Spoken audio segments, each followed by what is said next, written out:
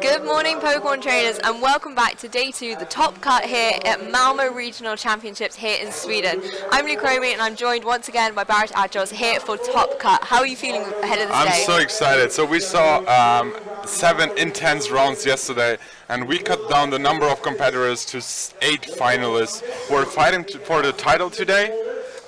We will start off with Jamie Boyt against Teemu Mankinen, so it's UK versus Finland. We saw Jamie yesterday on stream already. We'll see his team once again. Maybe he has some more tricks to show us today. I'm really excited to see what other kind of tags he has in his team.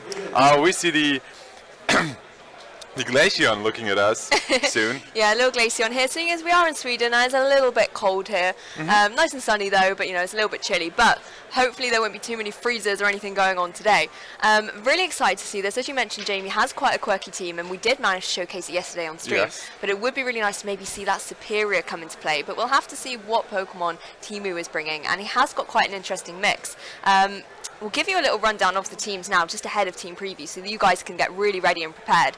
So we're having a look at Teemo's team. He's got Gyarados, Tapu Fini, Metagross, Porygon 2, Alola Marowak, who we saw so much in 2017. But most interestingly on his team, there's a Venusaur on there. Yeah, I think that's the first time we will feature Venusaur on stream. We'll have to find out what kind of Venusaur it is. So we don't see any Sun mode here. Very true, no Charizard So or that might anything. intend that this is not the fast offensive version, but more so maybe a Mega Venusaur. Maybe. We have seen that in previous years, and we will see how it does in this. And then looking at Jamie's team, we featured that yesterday, but just to say one more time, it's Celesteela, Charizard, Persian, the Alolan version, and then we have Superior, Suicune, and Tapu Koko. And we saw some tricks yesterday already. We saw the Electric Seed Celesteela. Really interesting there. Leaves it free then to have something like Acrobatics as a move, and that can deal out so much damage once you get rid of your item, which of course happens with the seed. And then let's not take this away, but we saw what kind of Charizard this is. Yep, and Charizard we will wait X. for it to reveal it once again in the next round in this top 8 game. But I think that's maybe where the Venusaur in Teemu's side comes to play, because as you said, he doesn't have a Charizard in his own team, so it can't boost from its Sun. But if it is the Chlorophyll variant, which we have yet to be revealed, you would normally have that on your Sun team, but maybe he's got it on his purely so when he faces Charizard-wise, he's got that sneaky little Venusaur on there that can then get that speed boost from the Sun and maybe cause some damage throughout the team. So it's interesting he's got that here. Obviously, he sees the Charizard on Jamie's side in team preview. Is he going to know that it's X, or is he going to bring it maybe thinking it's Y? Exactly. And then, the biggest threat to Venusaur is Tapu Lele, especially if you run the Mega version. But we don't see Tapu Lele on Jamie's side. So that Mega's Venusaur, we might see Mega Venusaur actually coming up. We might do, and we're going to jump right into team preview here. Both of our players are ready and seated. They're both so focused here for this top 8. At the end of the day, it is now the knockout stages. There's no more Swiss rounds. It is a case of you win this set, you carry on, or you're knocked out of the tournament. But you still finish top 8, which is pretty incredible. So you can see the teams here in front of us. We'll just give you a really quick rundown again. Jamie with the Celesteela, Charizard, Alolan Persian, Superior, Suicune, and Tapu Koko. And Teemu having that Gyarados, Tapu Fini, Metagross, Porygon 2, Alolan Marowak, and Venusaur. Yeah, so very interesting teams. I'm really looking forward to Teemu's team. Looking at his team sheet, he has some tricks. He is definitely coming up with some new text we haven't seen before, I guess. So I'm looking forward to see that. Porygon 2, that Alolan Marowak we saw last year, which was known for his lightning rod ability to take care of that Tapu Koko, and actually there's a Tapu Koko on Jamie's side. So very interesting team compilation here. That Tapu Fini, that Gyarados. We have three potential Megas with Metagross, Venusaur, and Gyarados. And on the other side, there's the Charizard. And as we see, Teemu just picked his mons already, so he's ready to go. He probably prepared last night a little bit. While He's got a game plan. Jamie wants to make sure that he's picking the right, probably like last Pokemon. He was like, yeah, I will bring this free Pokemon, and then let's see what the last Pokemon will be. I think as well, like these players, they know to utilize every second that they have, particularly so when you get into the actual game and you're using that 5 minutes of my time, that's really not a lot of time. So if you can utilize the time that doesn't really stand against you, so things like even the animations, things like in team preview, you can really gain all those extra seconds to think of your game plan and get inside your opponent's head.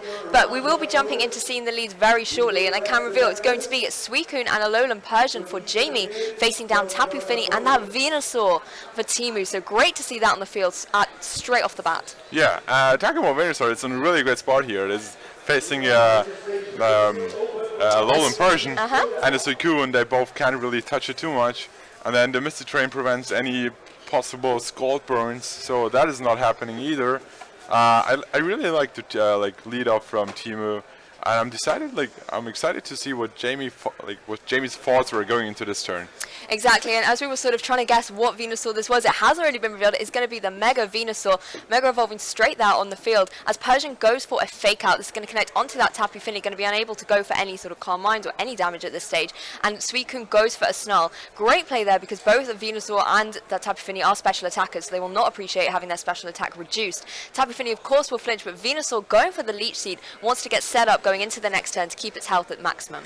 Yeah, so we saw the Snarl coming off, and yes, it lowered both the special attack from Tapu Fini and Venusaur, but Venusaur is not known for dealing too much damage. It's known for standing around, and it actually did what it did best, did it best and fired off these Leech Seeds into that Suicune. So Suicune wants to switch out at some point, and that Venusaur is just gaining back all this HP he's losing from. We see a parting shot into that Tapu Fini now. Exactly, poor Tapu Fini having its stats reduced even further by the Alolan Persian, which is going to shoot right back to Jamie, allowing him a free switch into another Pokemon. If you were Jamie here, it's sort of hard to choose who he's going to bring in, but he brings in something like the Charizard. It can at least apply a little bit more pressure onto something like the Venusaur. But of course, when it Mega Evolves, I believe it gets the Thick Fat ability. So then all these Fire and Ice type moves are not going to be dealing as much damage as, Jamie's Pokemon would ideally like to be dealing against a Grass type. Again, one that threatens his team so heavily. Yeah, so I expect to see a longer game here. We see a lot of defensive Pokemon on the field, and then Snarl coming off. Now Celesteela is entering the field. I mean, that's a defensive Pokemon. Yeah, we see another Snarl coming off. So Jamie really wants to prevent Teemu from dealing too much damage. But I just expect another Leech Seed to come into that, what was Alolan Persian, and it's now the Celesteela. I mean, Moonblast coming out from the Tapu Fini, it's going to do minimal damage to the Celesteela that switched in. Not only is it resisted, but that Tapu Fini does have, I believe it's -3 special attack now. And we saw the Leech Seed come out once again, but unfortunately it did miss the Celesteela for Teemu. Yeah, so another turn, another Snarl coming off, another stats lowered. As I said, this will be a long battle, and the question is who can keep composure, stay focused, and don't do any mistakes early on to lose a good position here, because at the moment the game is really open. Not too much happened here. So that's the thing, the players have really got to think about their ball positioning at the moment going into this, because if you manage to get your Pokemon either set up or you get to KO the Pokemon that is going to threaten your team, you can really sweep through against your opponent here. We're going to see the Alolan Persian come right back in for that Celesteela, so that's going to be able to threaten a fake out and further parting shots to reduce any more stats. Skull coming out from the Suicune into the Tapu Fini, because it's resisted, is not going to do too much, but a Taunt coming out from the opposing Tapu Fini. If that had gone into Celesteela, that would have been great, as Celesteela likes to do things like the Leech Seed or Protect, but Venusaur here is not having too much luck. That's the second Leech Seed that's missed on that slot. Yeah, so I really like that Taunt play. It was meant to go into that Celesteela to prevent any upcoming Leech Seeds, but now this Persian is taunted and it won't be able to use Parting Shot again, so we might see another Fake Out, but after that he either has to go for an attack, but Foul Play won't deal too much damage to either this Tapu Fini nor to that Venusaur. So I really like that Taunt play on that side. And yeah, we saw the Skull coming to that Tapu Fini. I guess Jamie expected him to switch out, maybe to Alolan Marowak. Very possibly, but it's Jamie who's doing all of the switches. Celesteela coming onto the field as Fake Out goes into that Venusaur, going to be able to go for a Leech Seed this turn, as another Moonblast comes from this Tapu Fini, going to go into that Alolan Persian, and despite all of the drops, it still does a good sort of third of damage. I mean, Teemu here, he's very happy to have his Venusaur and Alolan Persian just sitting on the field at the moment. Yeah, so we saw 2 Snarls and then a Parting Shot, so that Moonblast, which usually is enough to pick up the KO on that Alolan Persian, doesn't deal not even 50%, so that is really sad. But I guess at one point that Tapu Fini has to switch out to come back and be able to fire off stronger attacks.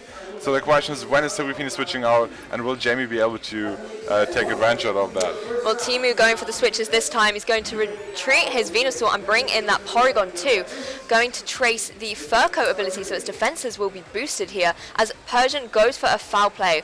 This is going to connect into that Tapu Fini, going to do minimal amount of damage, but of course, seeing as it is taunted, it cannot go for something like a parting shot. Tapu Fini changing up its mode, going for a Scald, going to go into the Celesteela. No burn, however. Of course, Celesteela is floating, won't be affected by that misty terrain. As a heavy slam comes out from the Celesteela back into that Tapu Fini. Taunt has worn off though, so parting shot is quite possible. Yeah, it looks like Jamie is just waiting for that Tapu Fini to switch out, and he's trying to cover all his options. So he was attacking with a Scald and a foul play now, not dealing too much damage. That heavy slam was nice, it dealt about 25-30%. So Tapu Fini is going down slowly, and that taunt just wore off from Persian. So Persian is now able to go for a parting shot to lower once again Tapu Fini's attack set. And very interesting was the traceability from Porygon 2, which just copied Alolan Persian's We don't ability. see that too often anymore, to be honest. Tapu Fini, however, goes for a Protect, realises that is going to be the target of Jamie's attacks. In fact, he did double into it once again, so a great Protect coming out there from Teemu's Tapu Fini. Ice Beam comes out from that Porygon 2, going to do a little bit more chip damage into that Alolan Persian. I think putting it now into Moonblast range. Yeah, exactly. That was very clever or very lucky to not deal enough damage to activate the berry, because we can expect this Persian to carry the 50% berry, probably the Mago berry.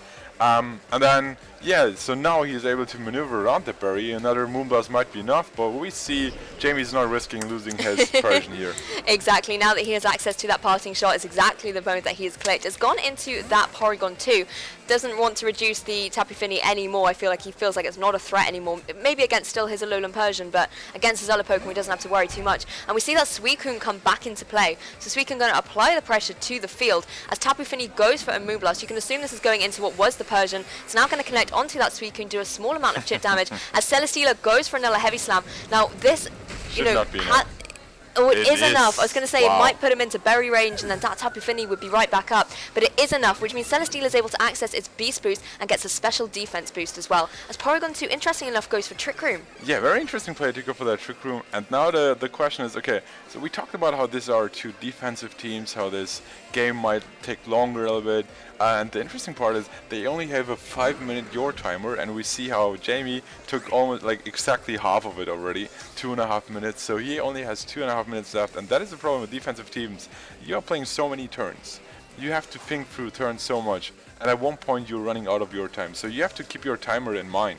You certainly do, because that can, at the end of the day, be the reason you win or lose a game. And interestingly enough, Teemu has brought in that Alolan Marowak, a Pokemon that does love to be in Trick Room, and one that also loves to face down Celesteela. But this Porygon 2 goes for an ally switch, knowing the Suicune will threaten this Alolan Marowak, but it goes for a low kick into Suicune. It is enough to proc the berry, so leaving the Celesteela alone, which would have been sort of the obvious offensive play, but he just wants to get rid of the threat of this Suicune. Celesteela goes for a Leech Seed, doing what Celesteela loves to do. It goes into the Alolan Marowak, the ally switched over to that side of the field, as Suicune goes for a Scald. He actually puts that into the Porygon 2. Is he going to get a burn? No burn this time, but of course Leech Seed will start regaining a little bit of help to Celesteela, but if you're Celesteela there, you're still heavily threatened in this Trick Room environment. Yeah, and that Porygon 2, first of all, it copied the ability of that Alolan Persian now having Fur Coat. It's such a defensive threat now. And then on the other side we have seen Ally Switch on that Porygon 2, Trick Room Ally Switch, very interesting. And more interestingly, there's the Alolan Alolan Marowak, which just showed low kick. Very interesting. Yeah, move. very interesting. I mean, we saw, I believe it was Brick Break was the fighting type move that we had on the World Champion winning Alolan Marowak. So it's interesting to see some more variety going on with these Alolan Marowak designs. But it's going to be another ally switch coming out here. Shadow Bone, however, the move of choice, going to target into that Suicune, going to do almost enough damage to pick up the KO, but Suicune will survive at the end of this turn. Heavy Slam coming off, going to connect onto the Porygon 2, do a good amount of damage. That was Critical hit. But of course, that Fur Coat ability really, really helping out the Porygon 2 at the moment, as a Scald comes out into what was, again, the Alolan Marowak. So Jamie here being caught up by these ally switches. Yeah, ally switch, I mean, yeah, from now on, Jamie has to think twice which slot he wants to attack. And since Trick Room is up, then Marowak is going first. I think he wants to prevent his Porygon from getting least seated. We just saw a Heavy Slam. I think without the crit, it wouldn't have dealt so much damage. Yeah, exactly. So, Porygon, the question is with Trick Room, ally switch, and Ice Beam. We haven't seen the last move, I believe. Is there a room for a recover? We'll have to have a little look. Of course, that Porygon 2 can start recovering. Then Jamie needs to come up with a way to defeat it. Suicune will be KO'd though by that Alola Marowak. It will return to Jamie as Porygon 2 does indeed go for recover. Okay. So unless Jamie's got a way to KO this Pokemon, and indeed the Mega Venusaur as well that we've seen on his team, he's really got to think about how he's going to play out the endgame here. Yeah, so very interesting play there. And then that Porygon 2. I was just talking about how you might have recover. In previous years, we saw how important Trick Room, Ice Beam, and Recover are, and you always had like space for a fourth move. Some opted for Toxic, other went for Thunderbolt. We see Ally switch here. Interesting, since Porygon is able to pick up so many attacks, being so defensive. That is an interesting choice here from Teemu. And the question is for the ongoing game, how is he able to maneuver around that Ally switch, probably covering all options, because otherwise you're losing so much momentum. And then from Marowak, we saw Shadowborn and Low Kick so far, and he's facing a Celestia, so the question is, does he carry the move Flare Blitz or not? You've got to assume that he will be carrying a Flare Blitz, but then you just never know until it has been revealed, and particularly with all the little secrets that Teemu is revealing on his team. If you're Jamie, you're really going to have to be scanning hard and making some calls on what move you think he's going to have based on the rest of his team as well. And Jamie is a player experienced enough to do that.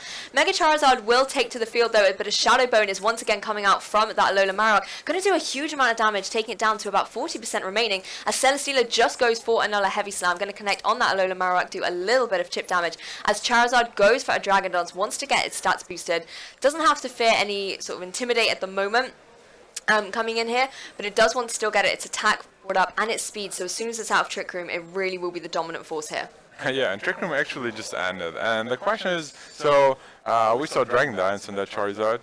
Another move we saw before on stream was Flare Blitz. Yes. And I believe the last move was Thunder Punch. It was right? Indeed Thunder Punch. But then now we see the Marowak on the field. You don't want to be going for that move with Alola Marowak on the field. But since Tapu Fini is already defeated, Jamie won't have to go for that. Exactly. Flare Blitz would be the best option here, going down against that Venusaur. He wants to get rid of that Pokemon in case it does have anything that can really counter against his team. But Charizard's going to go for the Protect on this. Does want to scout out a little bit of what Teemu's going to do. And Venusaur goes for a Sludge Bomb. Going to connect into that Protect, not dealing any damage. As Celesteela is free to go for another Heavy Slam. Keeps throwing itself up in the air and back down at the moment, going into that Porygon 2, which is just going to do a small amount of damage. Yeah, so Celesteela, I think that play was on Jamie's end, was like, okay, we'll protect my Charizard for one more turn, try to fire off another heavy Slam into that Marowak, and then we'll be able to take the game with Charizard. Now Charizard with Flare Blitz, I think there was a lot of damage picking up the KO, and the question is that enough recoil? I doubt it. No, he just managed to survive. Obviously, he wants to get rid of the threat of Trick Room going up again. Charizard, although it survived the Flare Blitz recoil, it will go down to the Sludge Bomb from that Venusaur as Celesteela goes for another Heavy Slam. It's going to fly itself up, go down to this Venusaur. How much damage does it do? It does about a third. So a few more of those will be able to pick up the KO on Venusaur as long as it's not able to set up some Leech Seeds and just stall out this game. I think Teemu, he played really well, brought his Venusaur in a position where it's facing a low Persian and a Celesteela, both which can't do too much about it. And while that Venusaur is able to fire off Leech Seeds into that Celesteela, Celesteela won't be able to do that in return. Exactly, because of the grass typing on that Venusaur. Yeah. And although like Alola Marowak's back on the field, this heavily threatens the Celesteela. Because Trick Room's not in play, Jamie might have the speed advantage to try and KO that Marowak before it can do any damage. But Teemu on this turn really wants to scout out what Jamie's going to do. Goes for a double Protect here as Alolan Persian doesn't even go for Fake Out. Just wants to go for a foul play and KO that Alola Marowak. Yeah, so we'll probably see just another foul play going to the Marowak, being able to pick up the KO on that stage. And then it's Venusaur taking another Heavy Slam, firing off the first Leech Seed. The question is, does that Leech Seed connect? Because it missed a few earlier. Yeah, if he misses that Celesteela now, then I can see how two Heavy Slams and foul plays might be enough to pick up the KO. It all comes down to how accurate this Venusaur is going to be. It goes for a Leech Seed. It does connect this time, so I think it's at a 50% hit rate at the moment. But it does go onto that Celesteela. Celesteela, however, will go for a heavy Slam. Going to connect onto that Venusaur once again. It does, again, just under a third damage, but thanks to the Leech Seed. And if you're going to pick a Pokemon to Leech Seed, you want it to be something like the Celesteela. Yeah, it has such a high HP stat, so he will recover a lot of HP, and now he can just go for that Protect play to recover more health. And then the question is, does the second Leech Seed connect? So yeah, that will be a long end game here to see if Venusaur is coming out. I think crits might screw him off here. Exactly, crits is sort of the one thing Jamie needs to pray for at the moment, whether he's made his Pokemon love him enough to push through that extra little bit of damage. But interesting enough though, if you're Jamie, look at the My Time. He's only got 44 seconds left on the clock, so he needs to lock in his moves as quickly as possible, seeing as Teemu has over a minute 20 left on his time. So Teemu can very easily just push Jamie to run his timer down. Even though he has 2 remaining Pokemon, if you run that timer down, it's going to be against you. Venusaur, however, just wants to go for the Giga Drain this turn. Very interesting play. Going to connect into that Alolan Persian, revealing that move there instead of going for the Leech Seed. Possibly just wants to get this game wrapped up even quicker and not want to risk another miss from this Venusaur. Heavy Slam comes out from the Celesteela, however, is going to connect, do a good amount of damage, but we've already seen how much with a 1 Leech Seed Protect and Leech Seed, this Venusaur can really gain back so much HP. Yeah, and that was such a clever play. Nice catch from your side there. Yeah, the Giga Drain was probably the better play, just picking up the KO and then only having to deal with that Celesteela. No foul play is coming in because foul play actually did a lot of damage. Yeah. So clever play to not risk any misses here, just go for the straight attack into that Persian, pick up the KO, and now it is Venusaur against the Celesteela. And I think at that point, even 2 crits are not enough. I don't think it will be, particularly once this Venusaur can protect up and regain health. You can see how much it's whittling down against the Celesteela. And we have already had revealed from our game yesterday, this Celesteela's Electric Seed. It's not one of those sneaky Super Berry ones as well that can regain up some health. And even if this is the way the 2 players want to play it out, and, you know, Jamie, although he may realise that the calcs are against him a little bit here, he can still play this out. He can still see if he might be able to win the victory out, but at the same time he's utilizing all of these extra seconds thinking, game 2, what do I do? How do I readjust my strategy? Exactly. Venusaur was the biggest threat in this game, and as I said, there's no Tapu Lele to take care of that, and then a Charizard, yes, it carries a Flare Blitz, but he has to get himself into a position where he can fire off Flare Blitzes, and not taking too much damage in return, because even 1 Flare Blitz should not be enough to pick up the KO on a full health Venusaur. So yeah, I think Venusaur is the biggest threat here, and he has to come up with a way to defeat that, because just firing off Snarls was definitely not enough. So for the next game, we'll have to see how that works out. Exactly. Jamie really does need to adjust his strategy going into the next game. Of course, Heavy Slam going to come up once again from the Celesteela into Venusaur, but you can see the stats already here. The Venusaur is just whittling away at the Celesteela. Makes a nice change from VGC 17, where we saw Celesteela use this exact strategy against so many earlier teams. So Celesteela getting a little bit of reverse medicine here in VGC 18.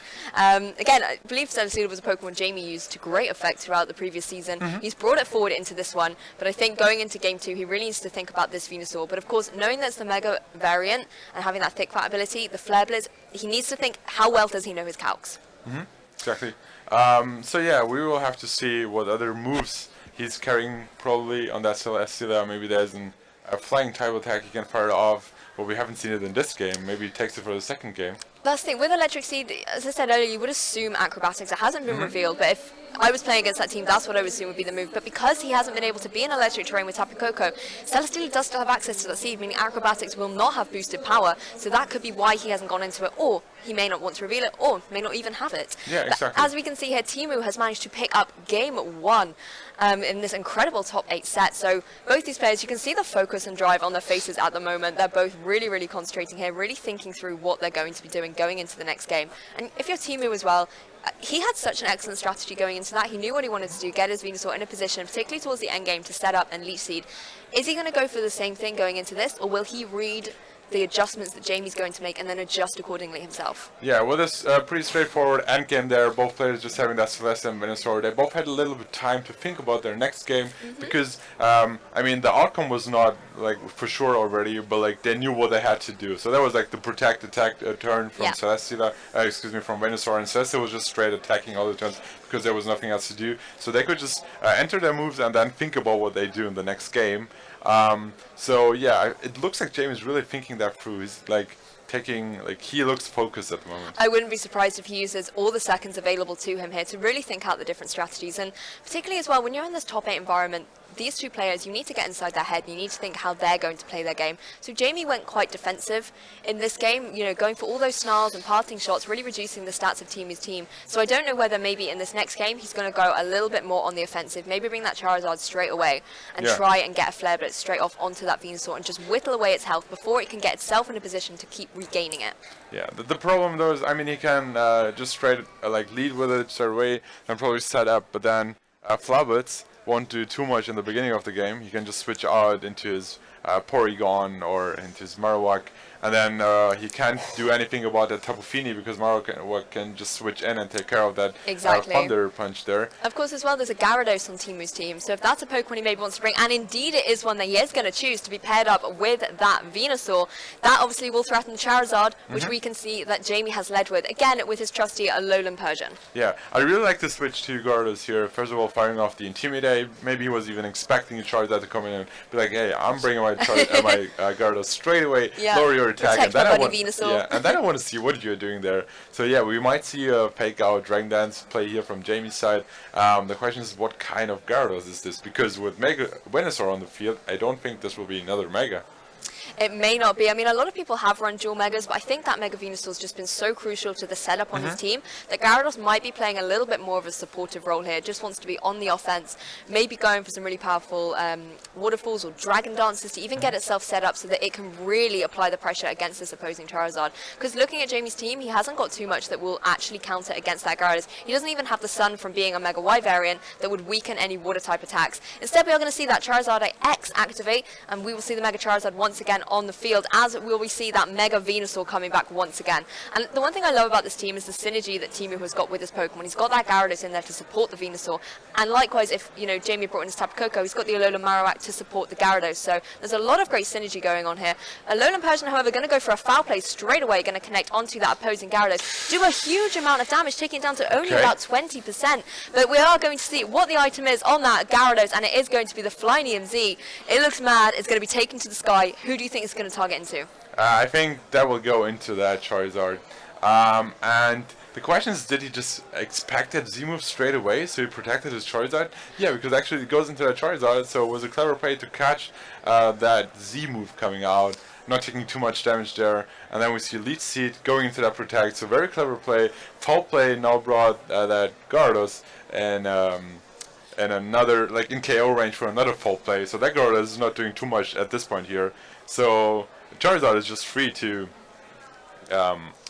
just set up or attack here. Exactly. It could even go for something like a Dragon Dance here so that it could bring its attack stack right back up to neutral. But I mean, that was a great protect. Jamie looked in such a position to maybe go on the offensive, but he went, no, I'll play defensive, burn a Z move, and just managed to play out that turn excellently. Foul play will come out again from that Alolan Persian, but now the Tapu Fini has switched in, it's going to do minimal damage, but that Charizard is going to go for a Dragon Dance, going to boost itself up 1 speed, and now bring its attack stack back up to neutral so that it will be threatening going into the next turn. Leech Seed, of course, comes out again from that Venusaur, and it's getting ready to start setting up and doing its strategy that it brought in game 1. Yeah, and at least it might be crucial for the whole game because Charizard set it up now, but if he uses Flabitz, he will get recoil, and then the steadily damage or like taking away health for the Leech Seed, Charizard won't be able to stay on the field too long here. So I can see how that Leech Seed play will really work out well. Even if that Venusaur switches out here, we have to see what comes in. Maybe Gyarados comes back in to fire off another Intimidate, taking the Flabitz. I don't know if he will be able to take the neutral Flabitz there, but we will have to see. Of course, and Tapu Fini as well. In the previous game, we just saw its special attack being whittled away, but now it's here, heavily threatening against that Alolan Persian, who even when it had -3 special attack, it still did a huge amount of damage, whereas now it doesn't have any reduced stats. That Alolan Persian might want to try and get off the field, but it's going to be staying in for the time being, and then that Charizard is going to go straight for a Flare Blitz into Venusaur. You can just see the bulk of that Venusaur though, however, it doesn't even do 50%. As Alolan Persian doesn't even opt for parting shot, it's just going to go straight for a foul play going into this Venusaur, realizes how much of a threat it is against Jamie's team and just wants rid of it, as that Moonblast will come out from Tapu Fini, and it is easily enough to pick up the KO thanks to having its special attack exactly where Tapu Fini wants it. I mean, that Mega Venusaur, amazing work here, just taking their Flabitz as nothing, and then the foul play as well, easy combination. I'm really interested if Jamie thought that combination might be enough, because he just straight lost his Persian here, and then Charizard is down and it's Leech Seeded, so it won't do too much here. In comes the Celesteela. We talked about the Electric Seed. The question is, what is this last Pokemon? Is it that Tapu Koko to activate that seed and then probably make his possible The acrobatics acrobatics play, yeah, exactly. I mean, if Tapu Koko was to switch in here for the Charizard, yes, Charizard would lose his +1 speed, but he is against, you know, a Gyarados there. And, oh, it's going to be the Suicune. I was going to say, if Tapu Koko comes in, not only then will it threaten the Tapu Fini, but then that Celesteela is in a great position, just as you were describing. But instead, we're going to see it is that Suicune. Venusaur going to go for the Protect, though. It no longer has its Leech-seeded Pokemon, so it won't be getting any health back this turn. As Tapu Fini goes for another Moonblast, it's going to target down the Suicune that has switched in, going to do a small amount of damage there. As Heavy Slam comes off from the Celesteela, going to tackle down that Alolan Guardian Fairy type, and going to do about a quarter damage there. Yeah, so that Celesteela, he read that Protect, or probably just didn't care about that Venusaur at that point too much. Switch out his Charizard, so Venusaur is not recovering any health from the Leech Seed anymore. Tapu Fini this time, though, not having those so many lowered stages of special attack, is easily able to deal more damage, picking up the KO Persian, and now dealing some pretty solid damage to that Suicune. Is in a really great spot, and back comes in Gyarados. Exactly, Gyarados coming back in, going to fire off some Intimidate against that Celesteela. Suicune not going to be too worried about that, going to go for a Skull, but as it is facing down 2 water types now, it's not going to do too much damage, and it's not enough to pick up the KO on Gyarados, or even get the burn that would have been great for Jamie in that position. Moonblast once again going to fire out from the Tapu Fini, going to take Suicune down to almost 50%, and Heavy Slam from Celesteela is just going to keep doing what it does best, but most crucially here, it's picked up the KO on that Gyarados, it's now going to get a Beast Boost and special defense again. That special defense boost, I mean, yeah, it won't take too much damage from that Scalds now, and if we see more Snots coming off, then that Tapu Fini won't deal too much damage. So yeah, he just lost his Gyarados. We might see Mega Venusaur coming back in. That's exactly who we do see join the field, and if you're Jamie, you want rid of this Mega Venusaur, because again, you've got the Suicune on the field. Suicune can't really touch Venusaur, and we've seen the damage that Celesteela put out, plus it's now intimidated, so it's going to be doing even less. And that Venusaur, if it starts getting its Leech Seeds up, it's just going to do exactly what it did in Game 1. Yeah, and the one downside of the Electric Seed is, if you don't bring Tapu Koko, you basically have no item. Exactly, and you know, Teemu does have a Lola Marowak on his team, so I can completely understand why Jamie is hesitant about bringing that Tapu Koko. But Lola Marowak does cause such problems for electric type users. We are going to see the Charizard come back in though. Celesteela quite happy to give up its Beast Boost and bring Charizard back into play, as Venusaur just goes for a Protect here. Suicune goes for the Snarl though. Won't obviously connect on that Venusaur, but most crucially will connect on the Tapu Fini. Going to reduce it by 1 stage of special attack, meaning that, you know, if it's going for a Scald hit into that Charizard, it is going to be doing reduced damage. It is indeed going to be a Scald though, going to catch the Charizard on the switch in, not going to deal enough damage though, so Charizard will be safe to go for another move in this turn and obviously apply a lot of pressure against that Venusaur. Yeah, so looking at that damage from that previous Flabbits into that Marizor, at this point it might be enough to pick up the KO. It is, I think it might be end up a roll here, because it was close to 40%, so we have to see if that second Flabbits might be enough. But I think we haven't seen the last Pokemon of Teemu yet, so it might see appearance here. Exactly, I don't believe we have yet, so that's still some information Jamie is to gain from this game too. Venusaur is going to retreat though, and we're going to see the Porygon 2 join the field. So we were just asking what's the 4th Pokemon. Teemu very kindly wants to show it to us, and the ability it's going to trace this time is Beast Boost. So although Porygon 2 isn't really known for getting its KOs, if it wants to boost up its defenses, it's going to be unstoppable. Scald going to connect onto Porygon 2, do a little bit of chip damage, and Moonblast will follow up into Celesteela, going to still do a little bit of chip damage there. So no really big powerful attacks coming off here. It's all just whittling away each other's teams slowly over the course of the game. Yeah, and now back comes in Porygon. We see Ally Switch, Croom Recover, and Ice Beam. So with that Ice Beam as its only attacking move and not even having Toxic, he won't be able to do too much to that Suicune and Celesteela. And even though Charizard is still alive, I really see problems for Teemu, yeah, like winning this game, because how do you get over this Suicune and Celesteela walls? Exactly, and you can see that Jamie is preserving his Charizard in the back, so that if he can get that Venusaur in an in-game position, he's just ready to hit it with a Flare Blitz. You can see the Porygon 2 here going for a little bit of Ice Chip damage onto the Celesteela. I think at this point, because Tapu Fini doesn't have his Misty Terrain, Teemu might be hoping for something like a Freeze or a Burn, some kind of extra additional status here. Yeah, exactly, and I think Jamie did actually the same the last time when he went for that Scald into that, what was the Venusaur in Candy Porygon. So he's trying to pick up burns probably, because long term they will just keep whittling away, and that seems to be the strategy of these trainers here. That Suicune went for Snarl again. It just wants to keep lowering the damage that Teemu can whittle against his own team. So Scald there is going to get on the Celesteela, but it will most crucially get the burn, meaning this Heavy Slam is not going to be dealing as much damage as Celesteela would have liked. Going to connect on that Porygon 2, and once again, just is going to do a little bit of chip damage as Ice Beam comes out once again into Celesteela, and you know, the upside of that burn is it now can't get frozen. Exactly. That is the good So there's part. a silver lining here. Yeah, so he's burned, he won't deal too much damage, but he won't be he won't be frozen and won't be able not to attack. So yeah, good part for Jamie. As I said, this Suicune Celestial wall is really difficult to get over for Teemu. We just see how he's trying to deal damage with that Scald Ice Beam combination, picking up the burn, but come on, we will see a Leech Seed coming off soon, and then how is he getting over that Celesteela? So it's really difficult. Timer will play a huge role as well, because we see how Jamie already is down to 1 minute 35 seconds, I believe. Exactly, he's still taking his time thinking through these moves. As Suicune goes for an Ice Beam, going to connect onto the opposing Tapu Fini. Again, not doing too much damage as the opposing Tapu Fini will return with a Scald. Going to keep whittling into the Celesteela. And Celesteela goes for a Leech Seed. It doesn't have any option for recovery in terms of its item, so it needs to start Leech Seeding just to regain some health. And of course, Porygon 2 wants to get on that board as well and is going to recover some of its HP too. Yeah, on the other side though, I talked about Suicune and Celesteela being great walls. That Porygon is a great wall as well. Now that Celesteela is burned, it won't deal too much damage with Heavy Slam. Then we have Scald and Snarl, and that's Suicune. That is not doing too much either. Even with a burn, Porygon will be able to stick around on the field, just recover health whenever it wants to, and then I think Jamie has to go for that knockout on that Tapu Fini and that Venusaur as soon as possible to just face down that Porygon and then be able to fire up so many attacks until Porygon's going down. Exactly. Porygon 2 hasn't traced Fur Coat ability this game, though, thankfully for Jamie, meaning that it will be slightly easier to whittle away at, but if it can keep recovering, it's just going to be a force to be reckoned with. Snarl's coming out once again. It's going to be another Scald into Celesteela. As Celesteela goes for another Leech Seed. Of course, having only the one Leech Seed, it's going to be negated by the burn damage it's taking, so it wants to get as maximum capacity of health regenerating as possible. Going to be another Ice Beam coming out. It's, you know, these trainers, they seem to be going into the same mode every single time. They're locking in their moves quickly, preserving a lot of time. Interestingly enough, that little bit of Leech Seed recovery has now propped the berry on Tapu Fini, meaning it's going to hang around a little bit more. I think we haven't seen the berry in the last game. I think he was able to just play around that berry on that Tapu Fini, so now this time with that Leech Seed, even if that was not enough to break the berry, you could have just went for the Protect Play in the next turn, and then picking up, regaining health from that berry that way. So yeah, that will be a long game, and at this point, Jamie has to really decide quickly what he's going to do, because as I said, he's down to like around 1 minute 20 seconds. And in top 8, you do not want to be going out of this tournament due to the timer. That is certainly not the way you want to go. And it seems like he's sticking with the strategy of snarling with the Suicune, and you can see that it's really paying off. That Moonblast did almost nothing.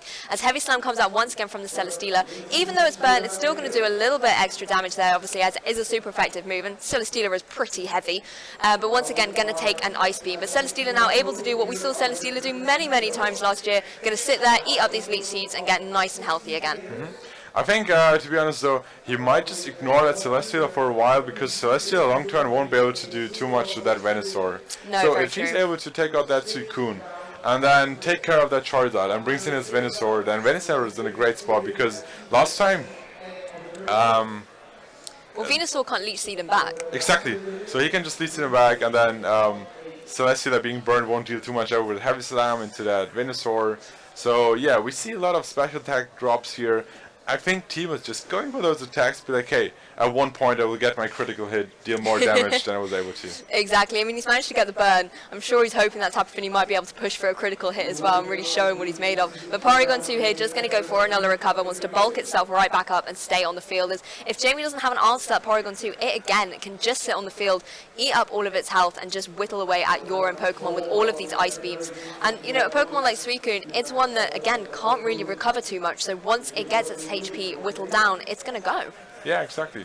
And I mean, yeah, Ice Beam is one option to deal damage to that Charizard, which is in the back, but on the other side, if you just keep recovering and he's keep using Flare Blitz, then at one point that Charizard will just knock himself out with that recoil damage. So that is another way to... Oh, okay, that was a very clever play. He sets up Leech Seeds and then brings in Charizard. So if that Charizard is able to take those two attacks that are incoming here, he will just regain so much health and then protect the next turn to gain more health, and then Charizard is a really great spot. Yeah, that was a really great switch from Jamie here. Nice to see him shaking things up in this game at the moment and bringing in that Charizard. The Tapu Fini going to target down that Suicune with a critical hit, but it does manage to survive and will eat its berries, so it is going to find a way to regain some health there. You know, thinking if this is what Celesteela can do, I'm going to do it too. Now you're off the field. It's my time to get some health back. Porygon 2 going to do the exact same thing and recover up, but that Charizard has managed to switch in completely for free. And as you've said there, now it's just going to get some Leech Seed recovery by both Tapu Fini and Porygon 2. Yeah, so very interestingly, I was just talking about he might just ignore that Celesteela for a while. He would just take care of that Suicune. And I think that was exactly what Jamie expected. He was like, okay, I have my Celesteela. That is not doing too much here on the field, so he will just ignore it and attack into that Suicune. So I can just switch in my Charizard. Very clever play. And he also brought Porygon into a play where he has to recover. So he was like, okay, I will take that Moonblast wherever it comes. He will recover, and my Charizard will be in such a great spot. Exactly. He's really making Teemu now not get complacent in their strategy. They were quite happy just clicking in the same moves, but now Jamie is shaken up and Teemu has to adjust. Gonna go for a Moonblast into what was the Charizard, into what the Charizard was, but it protected. And that that Porygon 2 is gonna go for a Trick Room. So Teemu listened to what Jamie was saying, said, I'm not gonna get complacent. We'll set up Trick Room and then see who's in a better position speed-wise. Yeah, I really like that Trick Room play. He knew that Tapu Fini is going down that turn, and in comes the Venusaur, and he was like, okay, I'm setting up Trick Room, and then I will be able to double up into that Charizard. The question is the combination of two attacks enough to take care of that? I think he would need a crit Ice Beam there, and even then it might not be enough.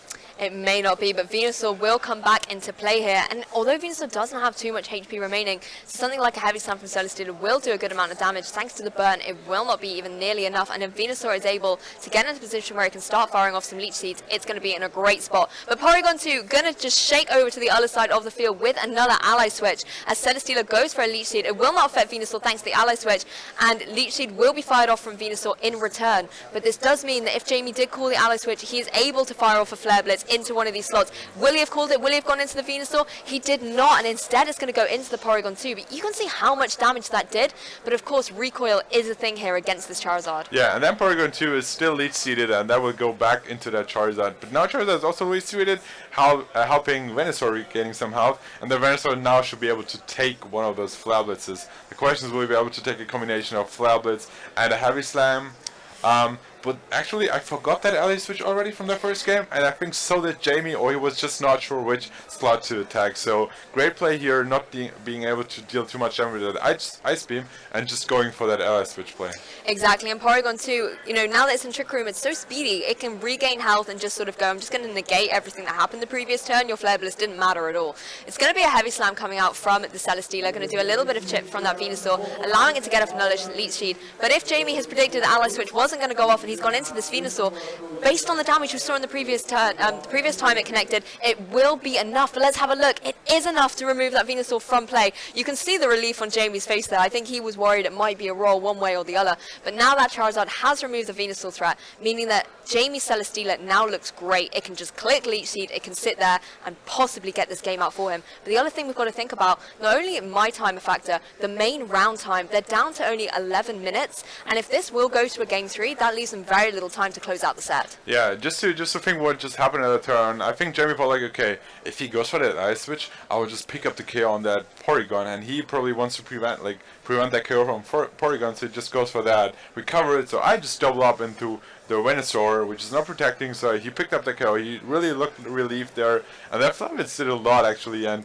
Porygon being leech seeded, I don't see how Teemu is getting out of this situation. No, exactly. I think that Porygon 2 is a little bit stuck at the moment and can't see a way out for it. So we are very likely going to be seeing a Game 3 here, but you know, the timer is racking down, and we have seen both of these games, you know, utilize a lot of time with all the defensive play that they've been doing. And in Game 3, they're either going to have to completely adjust up their strategy, or we could see some sort of sudden death going to time going on here. But Porygon 2 just going to sit and recover up. So either Teemu's thinking about a strategy going into the next turn, or he wants as little time as possible going into the next game. Dragon Dance, however, coming up from Charizard, he wants to rush things through so Jamie can jump into this Game 3. Going to boost up his attack, meaning that he will be able to do a lot more damage to that Porygon 2. Okay, I think one potential player, since Jamie did not went for that attack into that Porygon, I'm not entirely sure, could that Porygon just go for an Ally Switch, go to the other side, and then regain health from their Leech Seeds? Is that something that can happen? If it hasn't got an ally, I don't know if it can jump about the field. That's an interesting play. I'm not quite entirely sure, but we just see a +1 Flowerbits picking up the KO, so it doesn't really matter at this point. Jamie taking game 2, bringing it down to game 3. It's going to be a game 3, and I think Jamie just really showcased off the expertise that he has there with his team. It looked a little bit ropey for him when that Venusaur was able to get into a good position, and he lost his Alolan Persian so early on. Obviously, he went for, I believe it was the foul play damage to try and pick up the KO on that Venusaur, but it wasn't enough, meaning that the Tapu Fini was able to KO his Alolan Persian, and at that point he lost his maneuverability with the fake out parting shot, and it was a little bit tricky for him if he let that Venusaur stay. But I think the play where he let the game sort of play out a little bit, they were both doing defensive, Snarl, Moonblast, but Tapu Fini wasn't doing any damage, and then he just went, no, switching on my Charizard now, I'm forcing you to adjust, and getting those 2 Leech Seeds into that slot was a crucial turn for him. Yes, we saw crucial knockouts though. That Venusaur, if that would just survive those double attack, then regaining health from the Leech Seed, protecting, regaining health again, that Venusaur would be in a great spot, and Porygon not having to deal all the damage. So very crucial knockout there. And yeah, we talked about time. It is about 8 minutes left in this round. Really not a lot of time. Yeah, we have judges taking care of that time at the table, so we will make sure that they play exactly 50 minutes plus 3 turns, because our time is just an estimation for you guys on stream, so you know what is going on.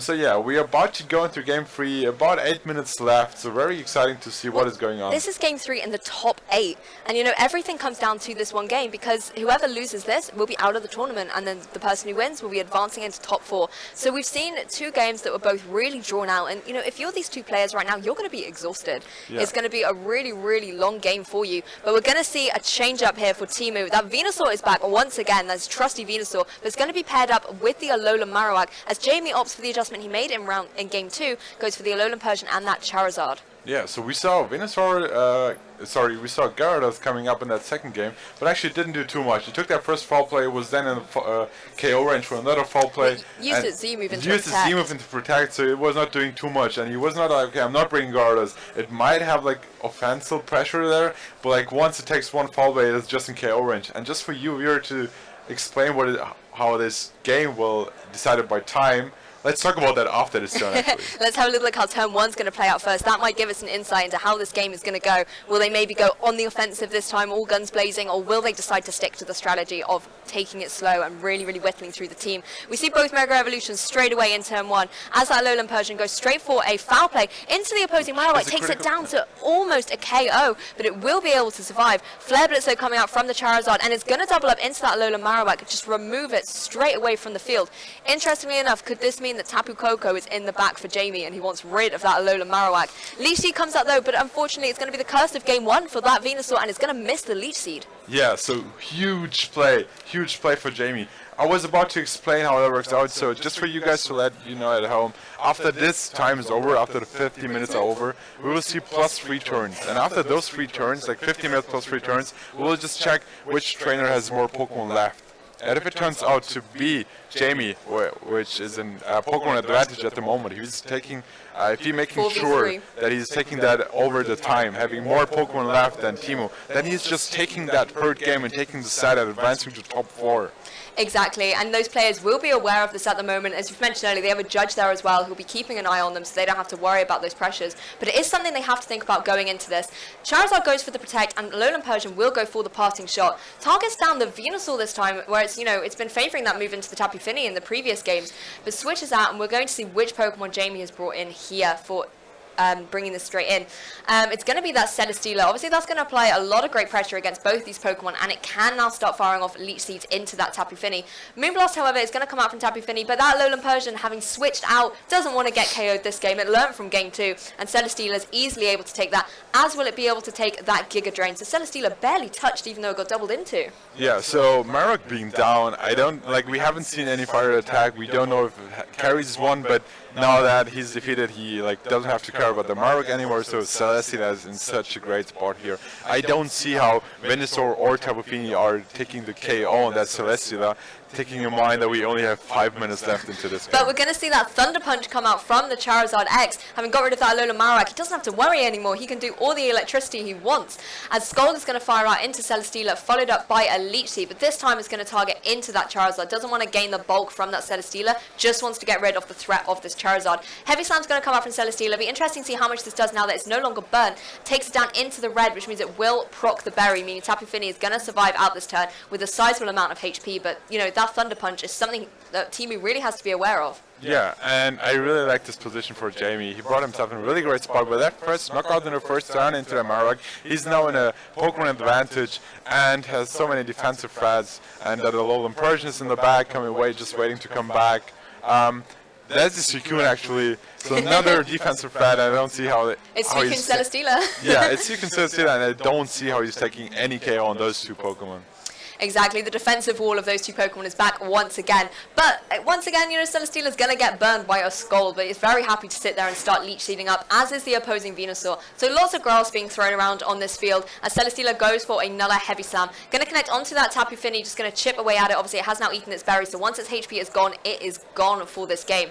And removing that Tapu Fini is great for the Charizard X that Jamie has in the back. Yeah, and I think now that parting shot play into Venusaur makes sense because you lower a special attack, so potential Giga Rains and that Suicune won't deal too much damage. And yeah, I don't see how keep lead seeding opposing Pokemon will bring anything for Teemu here because he has to take at least one knockout he really to have does. any chance to win this game. And as well, the Venusaur, it needs to protect itself somehow against that Charizard, and we haven't seen the Gyarados as of yet come into play.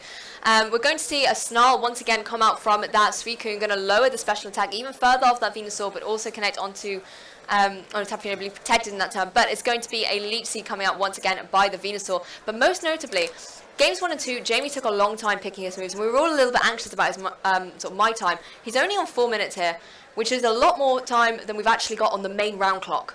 Yeah, certainly. So I don't see how your timer will have any effect here because after 3 minutes there will be 3 more turns, so it will barely have any effect here. And then, I said it before, I don't see how keep leech seeding here will do anything. Well, the Tapu Fini also gets KO'd here by that Thunder Punch once again. Such a unique move on Charizard, and it's really great to see it be utilized so well here. Scald's going to connect onto that Venusaur, just going to do a little bit of chip. A Sludge Bomb will come out, going to connect onto that Charizard. Thanks to Mystery Terrain, doesn't have to worry about any poisons. But I think you're quite right here, just leech seeding away on this Venusaur. It's not helping him out in this game 3. Yeah, especially with that time. Now he's down 2 Pokemon, it's 4-2. Jamie is in a really solid spot here. He says, yeah, time is going off now, but I'm up 2 Pokemon, so I don't really have to care. Even if there's a Porygon coming in and I won't be able to take any KOs in that Venusaur or Porygon, I'm already up 4 Pokemon, 2 Pokemon, so as long as I don't lose 2 Pokemon, I will win this game. Exactly. He's free to keep firing off Snarls with that Suicune, lowering the special attack of both of these special attackers.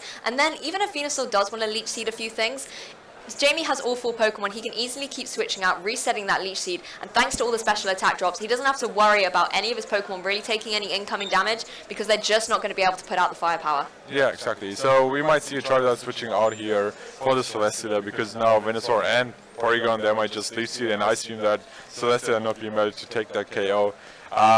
So few options for Teemu to come back into this game are a Giga Drain crit into that Suicune to take that KO with a combination. I think at the moment it might not even be enough, dealing so much damage. It might not so be. It looks really really tough for Teemu. Kind of think of is if that Porygon 2 can get some freezes, but even if it does, Suicune has Scald, that's going to unthaw it even if it gets frozen, and same with Flare Blitz for the Charizard, so he doesn't even have that option to go into. It's going to be another Snarl from that Suicune, regally just throwing that out there, and it has connected on all of the Pokemon here so far. I think it's been a really accurate Suicune, as Leech Seed will come off again, Venusaur just doing what it knows how to do.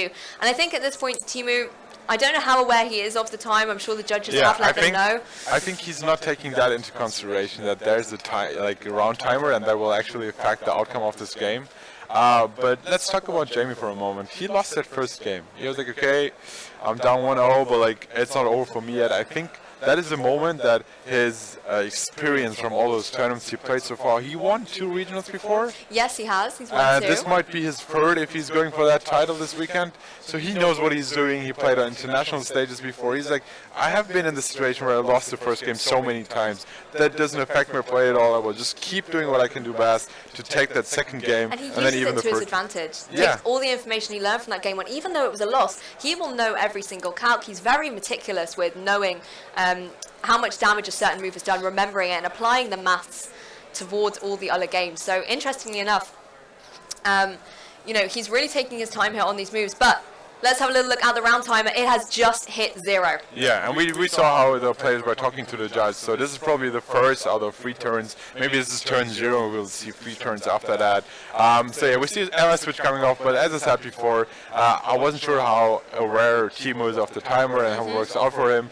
But at this point, this game, in my opinion, is more than over already. It certainly is. It's just a waiting game for Teemu at the moment. But you just never know what kind of crit he might get or just anything at this stage. You want to play out the game. You're in top 8. You don't want to click that forfeit button. You want to see it right out until the end. But interesting enough, it's exciting in top 8. All of the games yesterday were quite dynamic and very fast hitting, whereas this one we have seen a more defensive strategic play.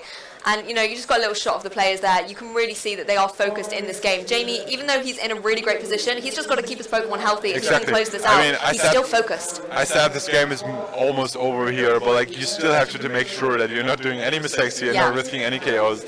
He's probably going for the fake out and switch to not take care of any potential KOs here, because Venusaur is not going to KO that Charizard. We saw the Giga Rain. It barely did any damage. So that play, and he's going for a protect parting shot here probably to lower the attack sets even more and then just switch in something. Jamie just staying focused, do what he has to do to finish this game here. And then this looks like there are 2 more turns probably here. It's going to be a forfeit. You can see the handshake coming out from these players. So congratulations to Jamie Boyt, who's managed to take this top 8 game and will advance to top 4. But I think a wonderful thing as well, and I say it almost every time, but look at Teemu's face. He's still really happy. He enjoyed that game thoroughly. And particularly from game 1, I think to come out of that game 1, having a strategy and having it work so well, you're going to be proud of how you've done on that stream game, and particularly against an opponent like Jamie. And all credit to him. Both games 1 and 2 were incredibly close. But Teemu managed to clutch out some really great ball positioning and managed to put himself in such great position. But that game 3, I think it was turn 1 from Jamie that just went so powerful, got rid of that Alolan Marowak and just put him at the 4-3 advantage. Yeah, I don't think Teemu expected that double up and picking up the KO there.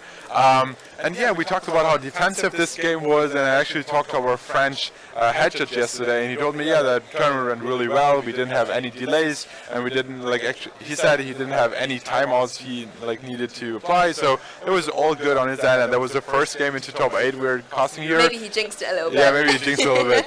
But so really defensive game. Jamie coming out as the winner. We will talk to him in a bit before we're going into that next top 8 game. Exactly. So congratulations, Jamie. We'll have a quick word with him, and obviously big congratulations to Teemu as well. I'm sure it's not the last we'll see of him in a top 8 scenario.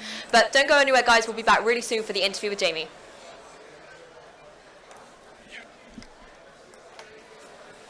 Do you super quick interview while you set up the other game?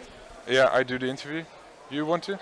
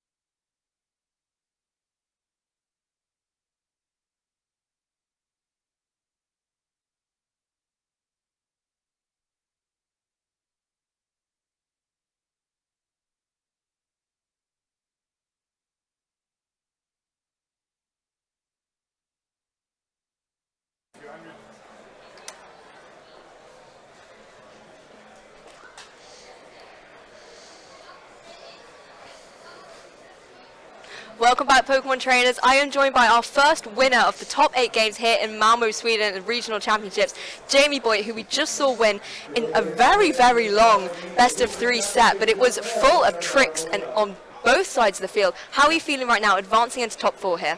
I think that's one of the first times I've ever gone to time, so like I was very inexperienced with that, because a lot of the teams I build are just very offensive and I win or lose in a few minutes. But yeah, that was long, and so I was very aware that the first 2 games were very long, so I was playing for timer on game 3. We saw that you were very aware of that, but the first thing that we want to ask, and we were sort of talking about it in team preview while commentating, what were your first thoughts when you saw that Venusaur? Venusaur is fine. Venusaur with Marowak is not fine, because I need to acrobatics the Venusaur, but if he has his Marowak, then my Koko is useless, and I would literally just be bringing it to acrobatics the Venusaur. But the other 3 that I brought, Charizard, Persian, and Suicune, were all way better than Koko in the matchup, so I had to sacrifice the acrobatics. Didn't work out in game 1. I would have been able to 1v1 the Venusaur if I had my acrobatics ready to go, but Heavy Slam wasn't enough. But Charizard was just strong enough in game 2, because that was about as much damage as it did a neutral at the beginning of the game. So yeah, that was nerve-wracking. And then yeah, I was very aware of the timer, so I wanted to just take some knockouts and then stall it. So yeah, no, of course. I mean, by the time you got into game 3, I believe there were only about 8 minutes left on the clock or something like that, and it was just amazing to see the adjustment of your strategy. You went straight on the offensive there. Talk us through what your thoughts were going into that game 3, and obviously you doubled into the Marowak. What was your reasoning behind that? Because I knew it'd knock it out. Just to get rid of it off the field? Yeah. We were wondering if Tapu Koko was secretly in the back. No, I couldn't bring Koko. Yeah, I did just want to get knockouts as quickly as possible. I didn't think the Marowak would protect at that point, because I could be faking out the Venusaur. I'm glad he didn't expect my double up. Maybe he didn't expect it to KO if I did double up, because my foul play is a bit stronger than normal. So it was a very powerful foul play. That Persian really put in the work for you. Yeah. Talk us through it as well. We were mentioning how obviously game 1, it was quite drawn out at the end with the Leech Seed and Celesteela, and you sort of obviously have to work out your calcs with it and see where the end game is going to be. But we felt like you were utilising your time quite a lot to maybe think through what you were going to do into game 2. What were your thoughts in that, and how did you pull back from that game 1 and adjust into game 2? Like, what was it going through your head? It was based. I did think I needed to adjust a bit, because I did bring Charizard into the for the leads in game 2 and 3. That put on a lot more offensive pressure than the original lead. Like Snarling, his mainly special attackers, like 3 special attackers, is lovely, and I got his Venusaur down to -6 at one point. And the Tapu Fini game 1 wasn't doing too much. Yeah, I was constant. Like it was. I thought it was useless. Like a -3-ish. Give or take at that point, and I was just constantly, you would have seen, I was constantly hitting that Marowak switch in, but that Finny just sat there the entire time. So. Yeah, it didn't want to go anywhere. Yeah. And we saw as well a couple of times sort of your Celesteela got burned and everything with the Heavy Slam that wasn't dealing too much damage. But interestingly, not so much we didn't see it in this game, she didn't bring Tapu Koko, but that Electric Seed Celesteela, it was something we kind of wanted to ask you yesterday, just didn't have the time. What were your thoughts behind that? Because it's a really unusual choice in Celesteela. We're so used to it having leftovers or even like the big Super Berry. So what were your thoughts about that unique choice? Acrobatics helps with Komo. Like that is the main reason. Like, I think that the Misty / Psychic Seed is objectively better on Celesteela, but I don't have those Tapus, so I have to make do with Electric Seed. And I do like the Acrobatic Celesteela in 18, so I think it's worthwhile. It can be very sneaky as well. If your opponent's not expecting it, and then suddenly Celesteela is such a threat on the field. Yeah. But as well with your team, it's really, really creative. You've brought a lot of influences from VGC 15, which was, you know, a great season for you. And one thing we've got to mention as well, you're undefeated in this tournament so far. You were top of Swiss, #1 seed, going 7-0. You've just won your top 8 game. How are you feeling going ahead into the tournament right now? Pretty good, but my next round opponent will be Eric or Barry, and they are both very, very strong opponents. So. And you've worked a lot with Barry over the past couple of months, haven't you? Yes, and his team his teams are always very scary to face. So. What's your record against Barry? I think it's 3-2 to Barry. Oh, okay, so there could be a little evening going on here. And what about Eric? Have you faced him many times before? I've faced him twice and we're 1-1, so that would be a decider. So there's a few reputations at stake here. Yep. Well, best of luck. That was a really enjoyable game. Hopefully other ones are maybe a little bit quicker for you. I would hope so, yes. But of course, congratulations and good luck in the rest of the tournament. Thank We'll you. be jumping into another top 8 game very, very soon, so don't go anywhere.